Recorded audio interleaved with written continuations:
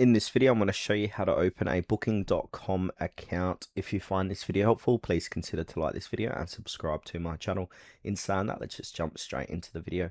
Okay, so first step is to head on over to Booking.com. And now once we're here at the main page, look for the register button. It's going to be near the top right hand corner of the page. Now we've got a few options how to create an account here. So we can create an account using our existing email address. And if you use your email address, you're going to get a 4 to 6 PIN verification code. So if you use that, click on continue with email, grab that code, come back here. Or if you're going to use one of these options, so your Google account, Apple or Facebook, it's a straightforward process as well. So what I'm going to do, I'm going to sign up using my Google account. So I'm going to click on G. And now, like other platforms, it's going to sign you in and sign you up at the same time.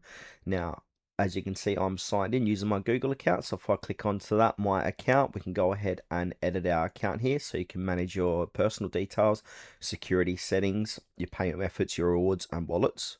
Now, once you've created an account, you can start using your account in Booking.com.